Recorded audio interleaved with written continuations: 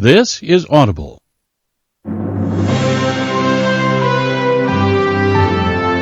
Ashet Audio presents Righteous Indignation. Excuse me while I save the world. Written by Andrew Breitbart. Read by Jeremy Guskin.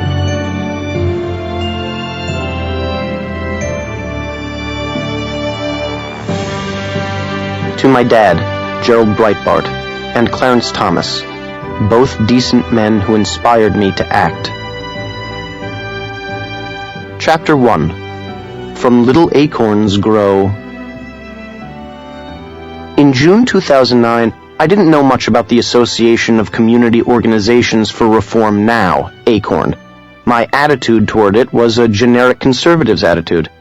I knew that the lack of interest the mainstream media were showing in ACORN, especially with all the accusations leveled against it regarding its illegal voter fraud and ties with the Democratic Party, meant that there had to be something really, truly horrific about it. Whenever there's smoke and the leftist media aren't calling 911, that means there's a huge fire raging out of control somewhere. But beyond that, I had read only what everyone else had read every election cycle. I had read that ACORN acted as a kind of street army on behalf of progressive interests, working to get Democrats registered for voting, working to get people on public assistance in the name of social justice. And I had read that because of its goals, ACORN was granted absolute protection under the cover of law and the media's willful blindness. I knew that Barack Obama had put ACORN in charge of large swaths of the census. My email tip box was always filled with questions from readers asking, what are we going to do about ACORN's census involvement? In 2010, the White House announced that for the 2010 census, ACORN would recruit 1.4 million workers to go door-to-door counting every person in the country. This in spite of the fact that ACORN had been linked with severe voter fraud in states ranging from Washington to Pennsylvania. So people were worried. But ACORN was not my number one target by any stretch of the imagination. Then a young man named James O'Keefe walked into my office. He showed me a set of videos. My jaw dropped. After I watched the videos, there was silence. Then he turned to me and said, "We're going to take down ACORN." "No," I replied. "We're going to take down the media." The September 10th, 2009 launch of BigGovernment.com did something President Obama couldn't. It created the first and only bipartisan vote of consequence of his presidency, the congressional defunding of ACORN, a social and economic justice advocacy organization key to the electoral infrastructure of the progressive wing of the Democratic Party and a menacing and destructive community organizing group central to Barack Obama's post-Harvard law years. Within a week of an unorthodox, strategically crafted, staggered release of a series of 5 videos depicting ACORN workers aiding and abetting a fake pimp and prostitute trying to set up an elaborate sex slave operation, Congress voted unanimously to defund ACORN. That momentous week changed my life forever. And I believe it helped instigate a winnable new media war against the progressive movement and its standard-bearer, President Obama, as well as the vast left-wing media apparatus that rigs the national narrative in the pursuit of partisan politics. The incredibly courageous work of James O'Keefe, the pimp, then a 25-year-old investigative journalist come Borat of the right, and Hannah Giles, not yet 21 at the point of launching the caper, acted as a catalyst for a demoralized conservative movement. The hope and change had begun to wear off in the latter part of the summer of '09, and the Tea Party movement had already begun. But the conservative movement lacked a clear victory to rally the troops around. The ACORN videos became the rallying point of a resurgent conservatism and served as a wake-up call to millions of patriotic Americans that individuals can make a huge difference, especially now with an empowered, media-savvy internet army. That's right. An army. Make no mistake, America is in a media war. It is an extension of the Cold War that never ended but shifted to an electronic front.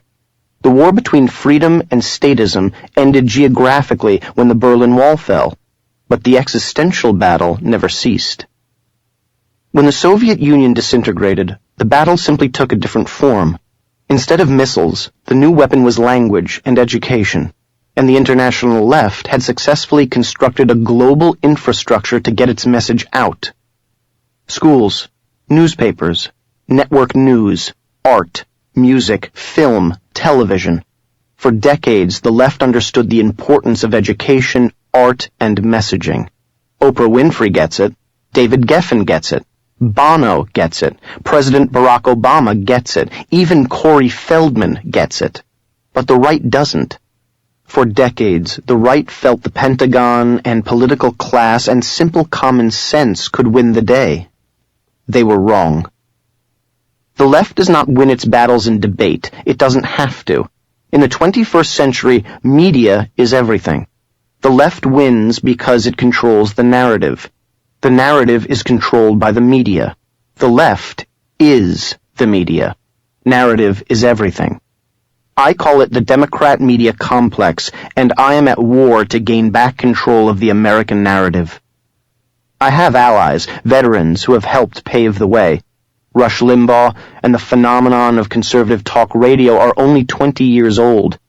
So desperate was the right for an outlet to express itself that tens of millions now get their information from what was the formerly moribund AM dial. Please understand that Rush Limbaugh is reviled less for what he says than because he shot the first shot of the new media war over 20 years ago when he turned AM into the meeting place for America's massive conservative underground. Because of Rush, there are countless imitators influencing large amounts of people across America in a billion-dollar talk radio industry that didn't exist a generation ago. Matt Drudge and the Drudge Report were met with relentless attacks from the mainstream media class and the political left during the Clinton years, not because Matt was an aggregator of news stories or a conservative muckraker, but because he created a new front in the long-standing culture war, the Internet.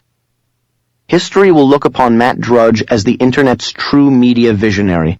Millions of so-called bloggers write, report, upload their stories online and influence the national and international political landscape because of the advent of the very liberating and democratic World Wide Web. And Fox News and its visionary creator Roger Ailes are relentlessly attacked by the same forces, not because Fox News reports the other side of the story, but because it showed that the other side of the story reflects the point of view of more people than CNN. The constellation of AM talk radio, the Internet, Drudge Report, plus countless bloggers, and Fox News represent the successful, better-late-than-never counterattack against the left's unchallenged control of the culture of a center-right nation. And this counterattack needs field generals, platoon leaders, and foot soldiers ready to storm every hill on the battlefield, to not yield an inch of ground to the ruthless, relentless, shameless enemy we face. I volunteered to fight in this war. I have risen through the ranks and now find myself on the front lines with an army of new media warriors following me into the fray. It is no longer a choice to fight. I am compelled to fight. The election of Barack Obama, facilitated by the Democrat media complex that was aligned to usher him into his rightful and deserved place in the Oval Office, was the tipping point for my full and unyielding commitment to this war. Why?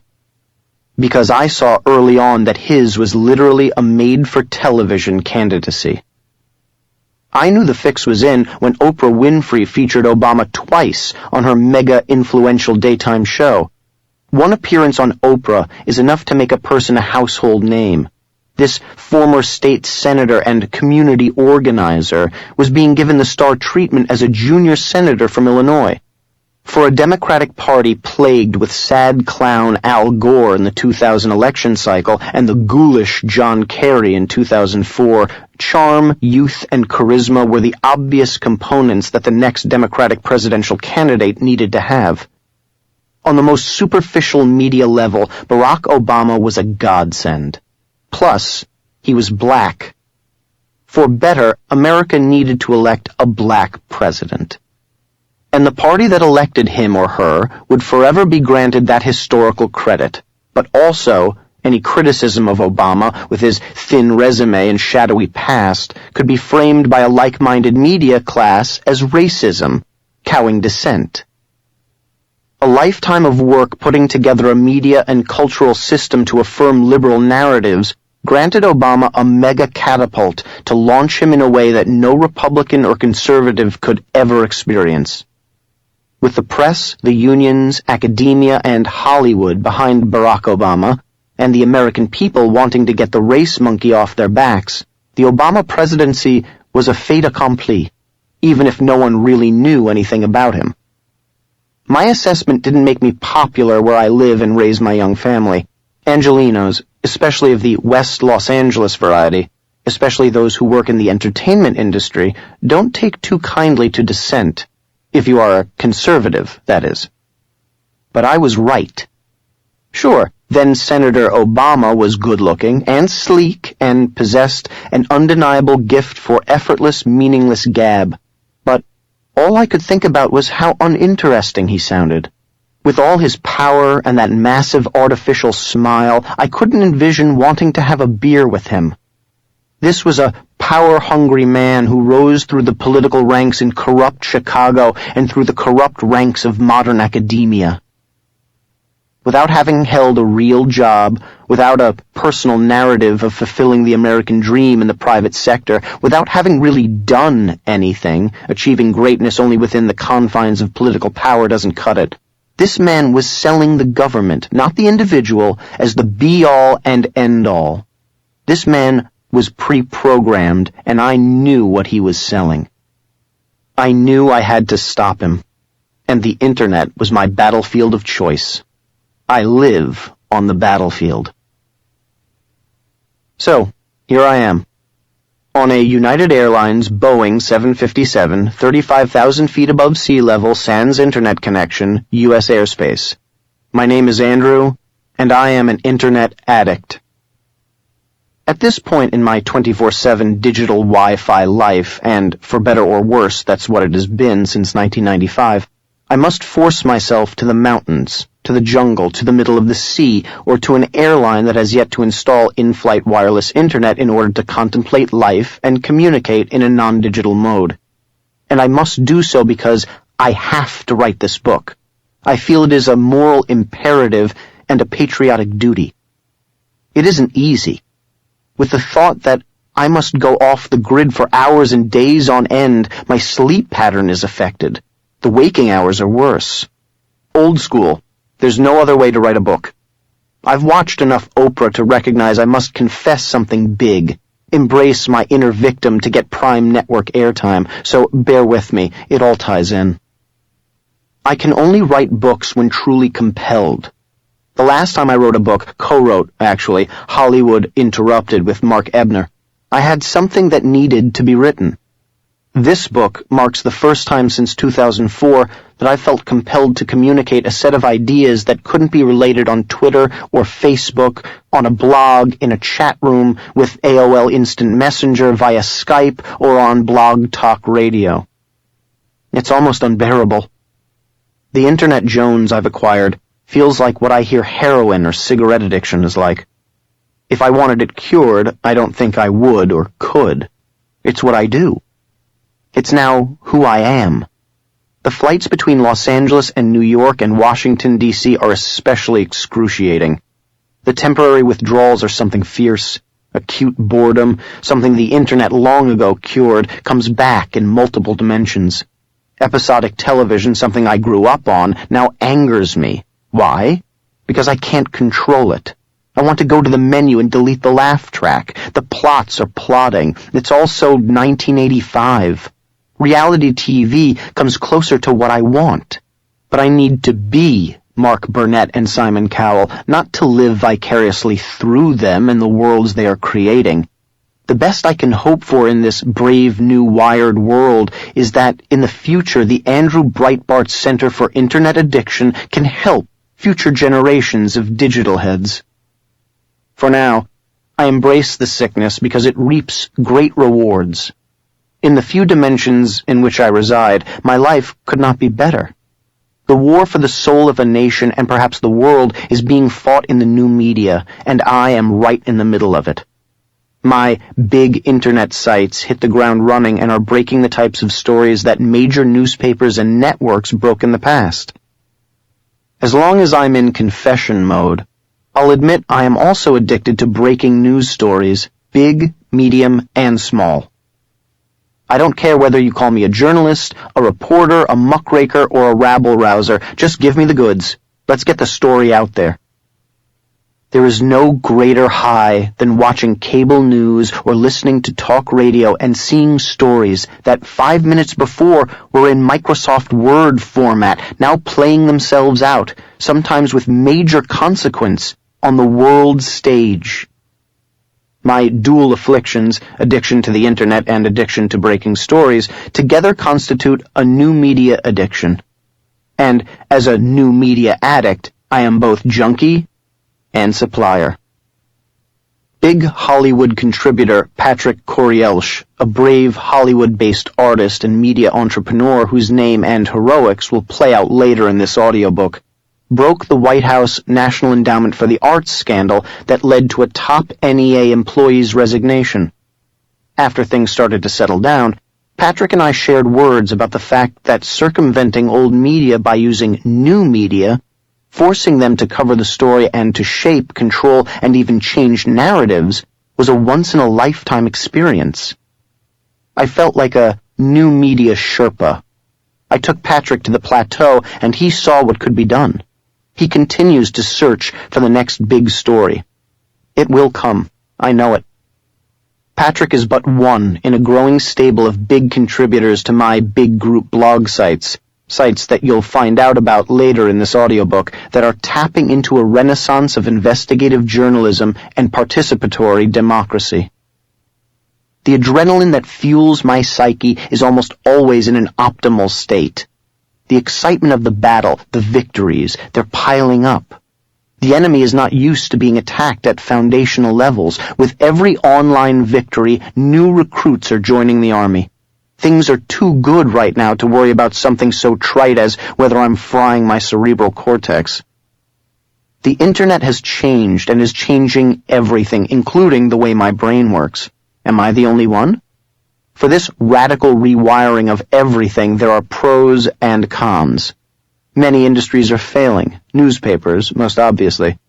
But Knight Ridder and McClatchy's loss is James O'Keefe's, Hannah Giles's, Matt Drudge's, Jim Robinson's, Free Republic, Lucianne Goldberg's, Arianna Huffington's, and Andrew Breitbart's gain. If the newspapers weren't so close to the situation and the implosion of the old media didn't involve the livelihoods of those covering the revolution, reporters and journalists would recognize this moment as the beginning of a massive global information awakening. These are big times. The expansion of freedom in the digital world will lead to the expansion of freedom in the real world. The people of the United States, with its First Amendment, are leading the way in combining free speech and technology. Just as Western rock and roll helped bring down the Eastern Bloc in the latter half of the 20th century, the Internet is going to provide a similar impetus to the people of the world to grasp the possibilities of freedom. In the entire history of the world, these are the most exciting times to live in. If the political left weren't so joyless, humorless, intrusive, taxing, overtaxing, anarchistic, controlling, rudderless, chaos-prone, pedantic, unrealistic, hypocritical, clueless, politically correct, angry, cruel, sanctimonious, retributive, redistributive, intolerant, and if the political left wasn't hell-bent on expansion of said unpleasantness into all aspects of my family's life, the truth is, I would not be in your life. If the Democratic Party were run by Joe Lieberman and Evan Bayh, if it had the slightest vestige of JFK and Henry Scoop Jackson, I wouldn't be on the political map. If the American media were run by biased but not evil Tim Russerts and David Brinkleys, I wouldn't have joined the fight. Except for about 3,213 people, friends, family, and former acquaintances, you would not know who I am. You would not be listening to this audiobook because I would not have written it. If the college campuses weren't filled with tenured professors like 9/11 apologist Ward Churchill and bullshit departments like queer studies, and if the academic framework weren't being planned out by domestic terrorists like Bill Ayers, I wouldn't be expanding my internet media empire to include big education. If art wasn't almost exclusively defined by degradation of cultural norms, unless when promoting an all-knowing, hopeful leftist leader, I wouldn't be spraying my Jackson Pollock political cultural musings on the American new media cultural canvas. If America's pop cultural ambassadors like Alec Baldwin and Janine Garofalo didn't come back from their foreign trips to tell us how much they hate us, if my pay cable didn't highlight a comedy show every week that called me a racist for embracing constitutional principles and limited government, I wouldn't be at tea parties screaming my love for this great, charitable, and benevolent country. The left made me do it, I swear. I am a reluctant cultural warrior. Chapter 2. Lost in the Complex. Like millions of others of my graying generation, I spent my adolescence as a pop culture-infused wannabe hipster and mindless consumer. I was the ultimate Generation X slacker, not particularly political and, in retrospect, a default liberal. I thought that going to 4 movies a week, knowing the network television grid, and spending hours at Tower Records were my American birthright. As a middle-class kid growing up in upper-middle-class Brentwood, my parents went overboard to provide me the highest standard of living, and I took advantage of their overwhelming generosity. Brentwood is a high-end subsection of Los Angeles. While Brentwood holds a mythic place in the consciousness of the American people as the upscale suburb filled with celebrities and the wealthy, the Brentwood I grew up in was more like the neighborhood from E.T. or the Brady Bunch. Even though it was very much a keep up with the Joneses enclave, my parents seemed oblivious to all that. When the first sushi restaurant popped up in our neighborhood in the early 1980s, we had meatloaf that night. I knew that Jerry and Arlene Breitbart, my parents, were Republicans only because when they would come back from Mount St. Mary's College, their local polling place, I would pry the information from them. I remember finding out that they voted for Ford in 1976, Bush in the 1980 Republican primaries against Reagan, and Reagan both times in the 1980 and 1984 national elections. But at the same time, they never talked about their politics. They came from the silent generation. My mother existed as a perfect exemplar of that generation, as though she were destined to be a grandmother from birth. She spoke in aphorisms like, "Children should be seen and not heard," and "Don't talk politics or religion at the dinner table." Whenever any form of contention arose at our dinner table, she'd awkwardly interject a non sequitur. "Your Aunt Ethel makes the most perfect rhubarb pie." I swear, rhubarb pie. My parents didn't speak their politics. They acted on them. Their attitudes toward the people around them living the Hollywood liberal lifestyle were grounded in a reality and a normalcy and a decency. My father ran a restaurant in Santa Monica. My mom worked at a bank. I would often ask my father, "Which famous people come into the restaurant?" For some odd, infuriating reason, he would always say, "All of my customers are the same. I don't care about those things." And he meant it. I would later force my mother to tell me that the Reagans and Broderick Crawford and Shirley Jones and the Cassidy family, among many, many others, were regulars at the English-style steakhouse called the Fox and Hounds. Not only did my father not put these people on a pedestal, but 15 hours a day, 7 days a week, he treated all his customers and employees as individuals and as human beings. I've always felt that people reveal themselves in their vacation choices, a belief probably stemming from my childhood. While many of my friends' parents were gallivanting off to Europe and leaving their kids at home, for some reason my parents considered this a form of child abuse, my parents opted to buy a 33-foot motorhome, the Executive, and took my sister and me on a formative cross-country trip that I daydream about even now. It was my first real taste of the America that I defend to this day. My dad seemed like another human being on the road, and he engaged with every possible stranger he could. He even changed his Chicago Jewish accent and developed a twang as we entered the Wild West. It was so clear how much he liked people. When people wonder why I will talk to a lamppost, I point to my dad. My parents granted me a brilliant middle-class life, one that didn't overwhelm and lavish spoils on me to the point of absurdity. The house was not filled with objects or celebrities that would cause my friends to envy me, wish they could live at my house, or hang out with our social circle. My parents were also about 15 years older than some of my friends' parents, so while my mother was watching Lawrence Welk on television on Saturday nights, one of my friends' dads rented a limousine so he could hit the Rod Stewart and Brian Ferry concerts in the same night. While my parents' house had a pool and 4 bedrooms and a scenic canyon view of West Los Angeles, it couldn't compete with the beachfront Malibu property that 2 of my friends at school occupied. And I'm ashamed to admit, those families existed in an ether that became growingly intoxicating to me. Along with my friends' parents' elite addresses came original art, celebrity friends, and a very specific brand of liberal politics. Bobby Kennedy, to this crowd, did not just represent a political philosophy, but an aesthetic that started to lure me away from my parents' simple, grounded nature. That, and those pesky palpitations in my loins. Between the lure of a greater material life and my emerging sexual teen persona, my parents' chaste safe haven became less and less appealing, other than as a place to catch some Z's and get 3 free square meals. And in a gesture of trust, my parents granted me the independence to start becoming my own person. I still cry myself to sleep wishing that they had fought harder to keep me in that protective cocoon. My lifestyle began to change as I hit puberty in high school. I recall those years as spent ignoring school as best as possible while spending weekends at the best beaches and private houses behind gates and tall bushes.